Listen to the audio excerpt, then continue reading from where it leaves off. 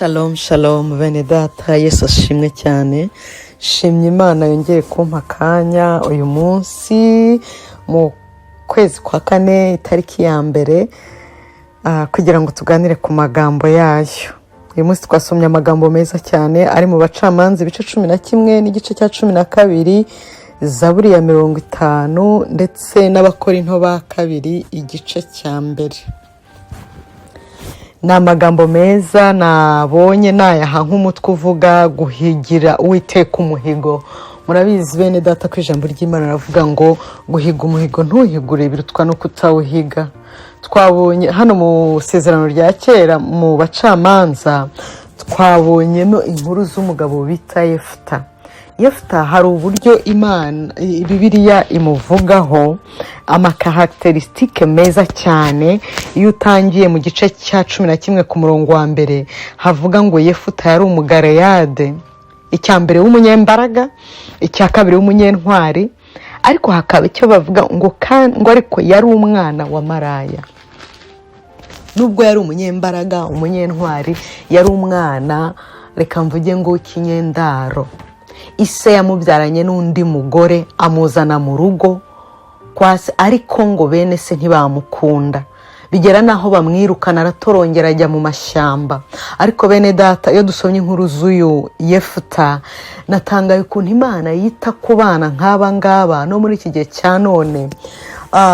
Reka nkubwire uburyo bwose waba waravutsemo isi ibasha kugutesha agaciro, bene so cyangwa bene nyoko ntibagukunde kubera uburyo wavutsemo, ariko Imana yo umuntu ari we wese yavutse mu mugambi wayo.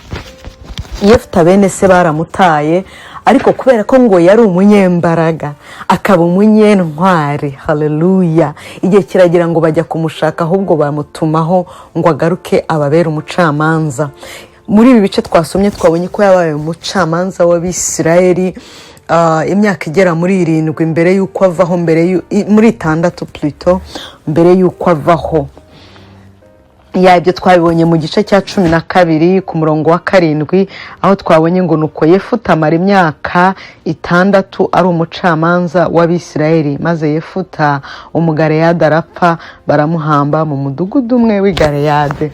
Ariko iki ngiki kitugaragariza ko nubwo babanje kumwanga mu bice bya mbere mu gice cya 11 twasomye, bakamwirukana akabahunga, kuko ngo ntibashakaga no kumuha umugabane mu byase, kuko bavugaga ngo se yamubyaye ahandi ku wundi mugore, ntibamuha agaciro, ntibumve ko ari umwana nkabo. Ariko ubutwari bwe, ubunyangamugayo bwe, imbaraga ze byatumye bamugarura, babona yuko ari igiciro. Isi basha kutaguha agaciro, abantu babasha kutaguha agaciro, ariko niwe ikomeza kuwiteka ukaba umwe n'Imana, agaciro bakwambuye bazakakubonamo plus tard, bazakugarukira. Ijambo ry'Imana ravuga ngo bazakugarukira ntuzabagarukira, ariko bisaba kwikomeza kuwiteka. Yefuta mu bigaragara yuko yiringiraga Uwiteka, ibyiringiro byo byari ku Mana. Bamugaruye kubera Abamowabu bari barabazengereje, bahoraga barwana nabo bakabatsinda, bajya kumutabaza nko kumushakaho amaboko, baravuga bati nuza ukadufasha kubw'ubutwari bwawe, ukaduterera abantu tugatsinda, uzaba umucamanza wacu, uzadutegeka, kuko muri iki gihe Abisirayeli bari gutegekwa n'abacamanza. Yefuta wari waratawe, Yefuta utarahabwaga agaciro, ariko kubw'imbaraga zari muri we aragarurwa. Yahize umuhigo mbere yo kujya kuri uru rugamba. Yahigiye Imana umuhigo, arayibwira ati Mana nungabiza aba bantu nkabatsinda, ikizasohoka cyose nzakiguhigurira. Niwo murongo wo kuzirikana twasomye uyu munsi mu Bacamanza 11 umurongo wa 30. Haranditse ngo nuko Yefuta ahiga Uwiteka umuhigo, ati nungabiza Abamoni ngatabaruka amahoro, mvuye kubatsinda, ikizabanza gusohoka imbere y'umuryango w'inzu yanjye kunsanganira kizaba icy'Uwiteka, nanjye nzagitangaho igitambo cyoswa. Ariko Imana izi kutugerageza nayo. Hasohotse umwana we w'ikinege w'umukobwa. Bibiliya yatweretse ko ari we mukobwa wenyine yari afite. Ntabwo Yefuta yajijinganyije kubera ukuntu yabonye Uwiteka yamutabaye, kubera urugamba rwari rukomeye. Mu by'ukuri abantu bahoraga batsindwa, ariko kubwo guhigira Imana umuhigo, kubwo guhigira Uwiteka umuhigo, Uwiteka yaramutabaye. Ariko amaze kumutabara, ntabwo Yefuta yibagiwe. Ntabwo yavuze ngo Mana niwe mwana umwe gusa nagiraga rudori, ntabwo nshobora kumuguha. Ahubwo yaramuhiguye. Umwana nawe ntiyanze, aremera, aravuga ati data. Bigaragara ko Yefuta yari yaratraininze umwana we, yari yaramwigishije Uwiteka uwo ari we, yari yaramwigishije kubaha Uwiteka. Uyu mwana nawe aremera, aba nk'igitambo kizima, ntiyasaza imigeri. Aravuga ati data, reka njye kurera ubukome bwanjye, ubundi ukora ibyo wasezeranyije Uwiteka. Imana idufashe guhigura imihigo twahigiye Uwiteka, no kuba ibitambo bizima byera bishimwa n'Imana. Aya magambo rero asa nayo twasomye muri Zaburi ya 50. Amagambo yose tujya dusoma bene data aruzuzanya.